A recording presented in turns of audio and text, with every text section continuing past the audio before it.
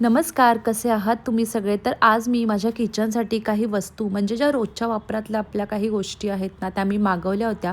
तर म्हटलं तुमच्यासोबत देखील व्हिडिओ शेअर करावी. तर या सगळ्या वस्तू नेस्टेशियावरून मी मागवलेल्या आहेत. मेन म्हणजे आपल्याला किचनमध्ये काही काम करताना आहे ना, थोड्याशा वस्तू अगदी युनिक असतील ना, तर काम करायला इच्छा अजून वाढते. तर म्हटलं चला एक-एक करून तुमच्यासोबत शेअर देखील करते. तर सगळ्यात आधी एकदम युनिक असा हा बोरोसिलिकेट सिमर पॉट मी तुमच्यासोबत शेअर करते. 350 ml याची कॅपॅसिटी आहे. या कॅपॅसिटीचा सिमर पॉट म्हटलं ना, तर तो आपण याच्यामध्ये करी देखील बनवू शकतो, सूप्स बनवू शकतो आणि 1 मील पॉट म्हणजे जसं की मी आज तुमच्यासोबत शेअर करणार आहे.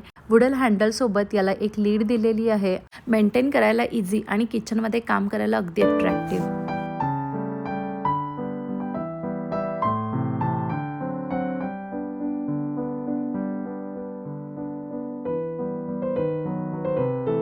वापरायच्या आधी मी ह्याला क्लीन करून घेते आणि क्लीनिंग करायला बघा किती इझी आहे आणि मेंटेन देखील तसंच होतं.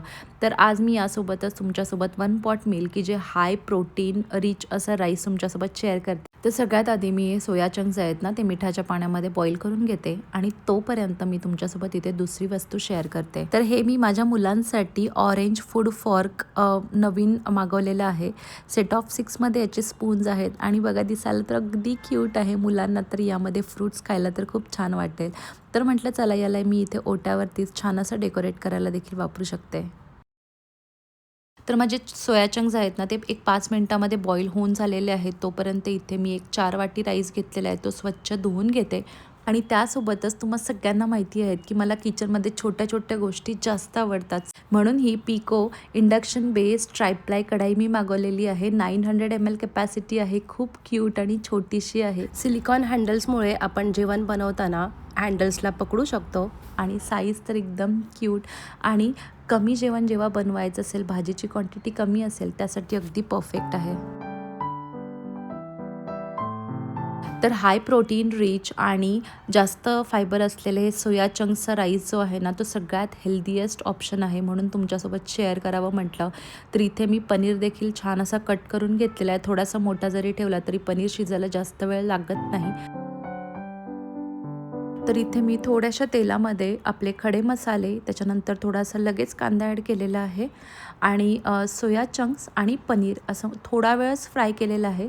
त्यानंतर त्याच्यामध्ये जो मी अ, धने, जिरे आणि बडीशोपचा जो पावडर बनवलेली आहे ती ॲड करते आणि थोडासा पेरी पेरी मसाला की ज्याच्याने टेस्ट अगदी छान येते. तर ते ॲड करून घेते आणि मग आपला राईस सगळ्यात टेस्टी आणि हेल्दी हे आपलं 1 पॉट मील रेडी होईल. आणि मेन म्हणजे संध्याकाळच्या जेवणामध्ये आहेत ना, हे असं हेल्दी आणि लाईट असं खायला आपल्या सगळ्यांना आवडतं. म्हणूनच मग मी हे असे काही राईसचे वेगळे वेगळे पदार्थ ट्राय करते. राईससोबत हलकं-फुलकं असंच काहीतरी हवं होतं म्हणून म्हटलं चला ही मुगाची उसळ जी आहे ती बनवावी आणि तीही बनवत आहे या मिनी कढाईमध्ये.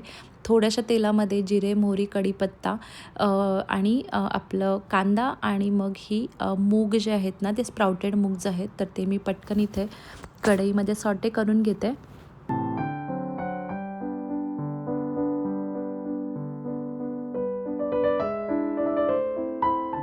त्यानंतर डेझर्ट्स, केक वगैरे सर्व्ह करण्यासाठी आहे ना, मला काहीतरी घ्यायचं होतं. तर हे आर्टिसनल शेव्हरॉन स्क्वेअर वुडन रायझर मी घेतलेलं आहे आणि बघा याच्यावरती टेक्स्चर तर इतकं छान आहे. तर हे डेकोरेटिव्ह पर्पजसाठी जास्त याचा यूज आहे आणि नॅचरल वूडपासून बनवलेला आहे. परफेक्ट 26 सेंटीमीटर स्क्वेअर शेपमध्ये आहे. यासोबतच मी हे स्टेनलेस स्टीलचं पनीर मेकर 550 ml कॅपॅसिटीचं आहे. परफेक्ट आहे आपल्याला घरी पनीर बनवायचं असेल तर. याची डिझाईन अशी बनवलेली आहे ना, की आपल्याला पनीर जे आहे ना, ते आपण व्यवस्थित प्रेस केलं की याच्यातलं एक्सेस वॉटर जे आहे ना, ते ह्या होलमधून पास होतं आणि परफेक्ट अशा स्क्वेअर शेपमध्ये आपल्याला पनीर इथे मिळतं. तर या अशा पनीर मेकरला क्लीन करायला खूप इझी आहे. नेहमी आपण कपडा वापरला तर कपड्यातून कधीतरी वास येतो म्हणून म्हटलं हे असं स्टीलचं पनीर मेकर घ्यावं. तर इथे मी दुधामध्ये लिंबू टाकून हे दूध छान फाडून घेतलेलं आहे आणि याच्यामध्ये जेव्हा पण मला पनीर बनवायचं असेल तर हे भांडं मी असंच्या असं फ्रीजमध्ये जरी ठेवलं तरी देखील मला दुसऱ्या दिवशी सकाळी छान असं घट्ट असं पनीर बनवून तयार होईल.